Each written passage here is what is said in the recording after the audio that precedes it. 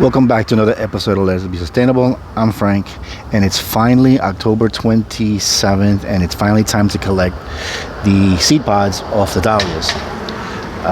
If I leave them any longer, I'm afraid they will not survive the frost that's coming, and it's better to collect them now and have them dry inside.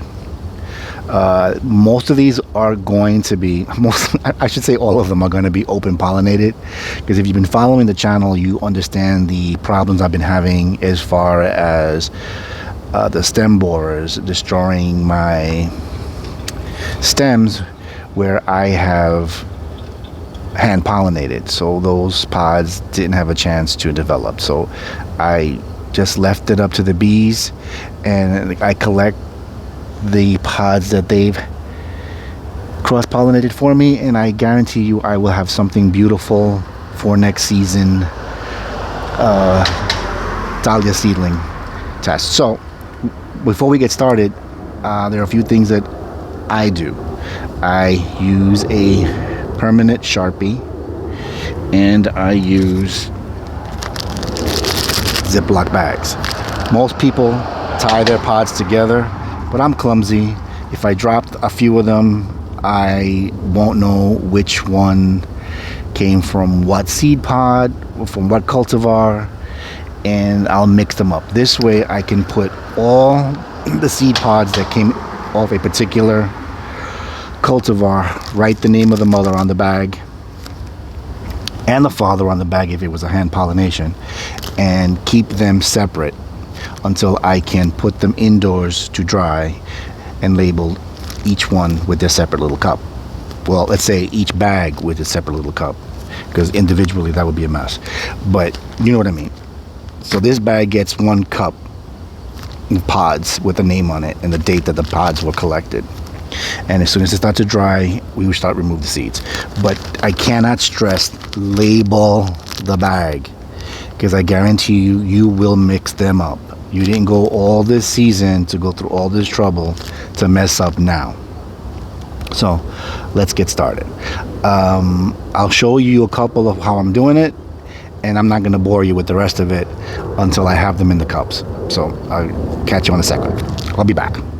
Okay, here we have Kelsey Christie, and you can see all the seed pods that she has.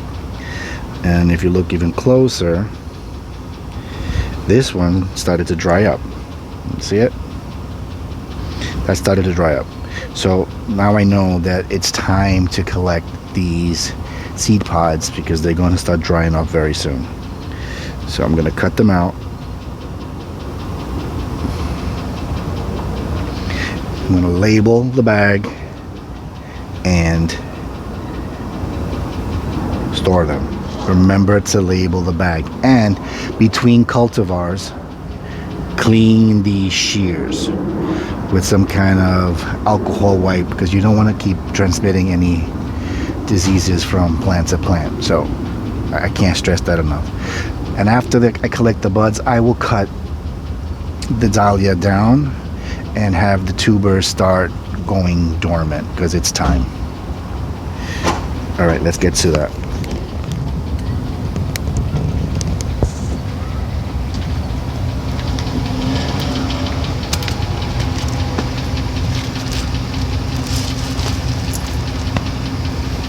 Always doing something.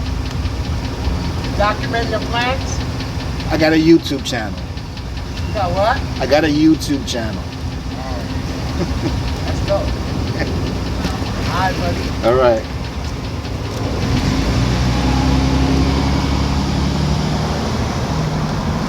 I can't tell you how many times the neighbors do a photo bomb, but I'm not taking that out. Listen, it is what it is.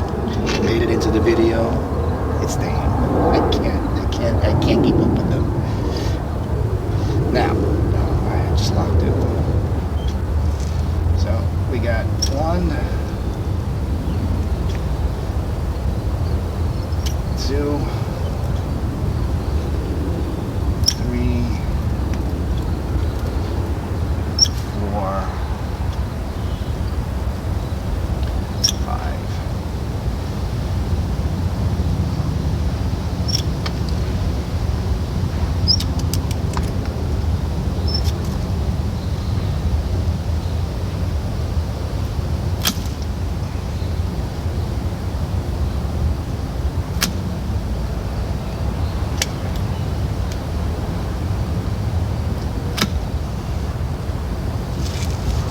and I just cut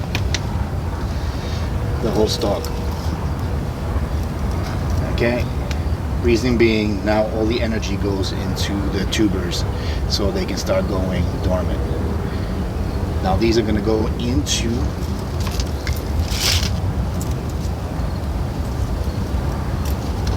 the labeled Ziploc bag.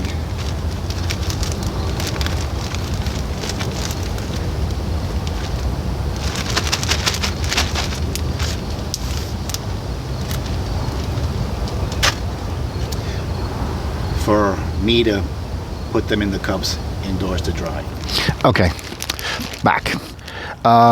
Here they go.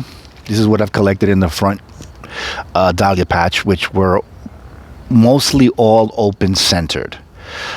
These were the seedlings that I grew, and some of them that I purchased from Fox Point Flower Farm. She sold me some seeds, and they turned out to be open centered. So those I moved to the front. So any of those open centered dahlias were moved to the front.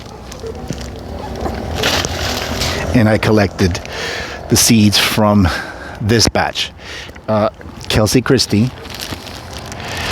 is a red 8-petaled dahlia, and she was next to Kelsey Ann Joy. So I know between those two, there had to be a lot of cross-pollination with the bees. Sorry for the background noise. I'm in the front yard. Again, Kelsey Ann Joy was next to Kelsey Christie. Kelsey Christie is a red. Kelsey Ann Joy is a yellow. But this is a correlate. A correlate? I don't know if I'm pronouncing it right, but you get the idea. Whereas Kelsey Christie is just an 8-petaled single, open-centered. Now those two cross-pollinated, so let's see what they turn out.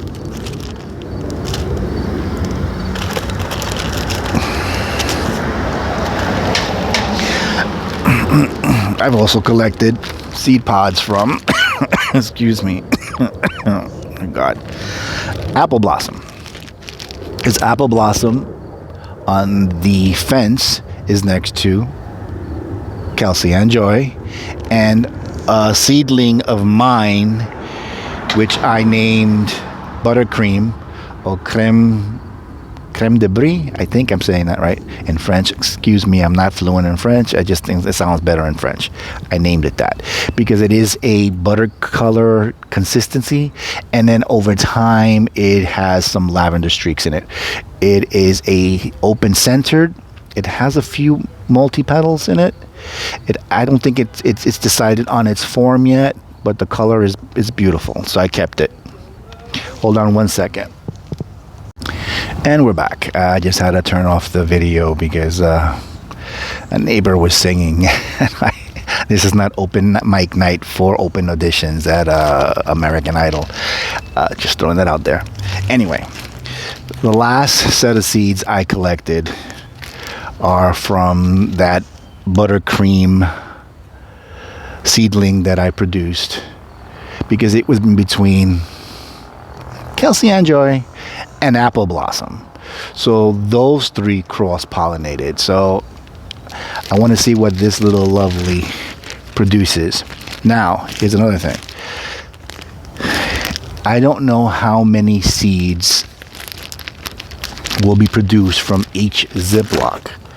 And if there's a lot of seeds, there is no way that I can grow all of these seeds. It's just impossible, especially if I'm going to go to the back now and collect seeds from the decorative, the balls, the cactus, and the water lilies, dahlias that we have in the back, because all of those are with the multi-petaled batch. The single open centers are in the front, the closed centers are in the back. I don't want them cross-pollinating.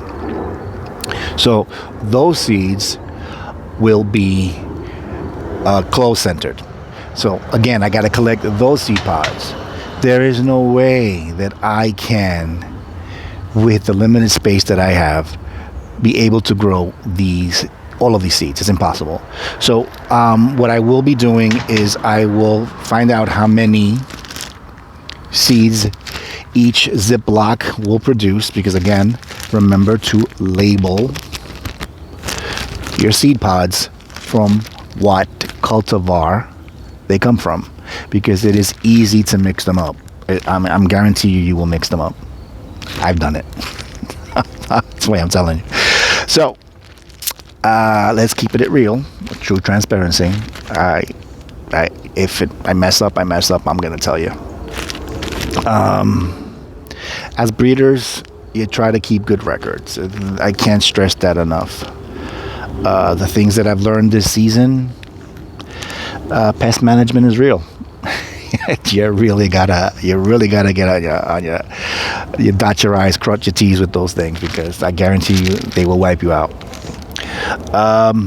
There are a few of the tubers that I am going to save in the front, because a few of them improved during the colder weather, and I will grow them again next season to see how they do. And I actually think they will be moved to the closed center patch, because they held their centers for a good long time, and they were actually beautiful. I'll post the pictures of the one I'm talking about here that will come back next season. The rest will not. They won't. I mean, they're good for the bees, don't get me wrong. The bees enjoy them, especially when now we're in October and November is just around the corner. There's no pollen or nectar for them to gather. The dahlias are their last feast before the frost comes. So they kind of work for that. And as a beekeeper, I enjoyed that. So I'm going to get to the back. I'm going to collect those seeds. And then the next time we see each other, I will have them in cups so that they can dry out and start collecting seeds.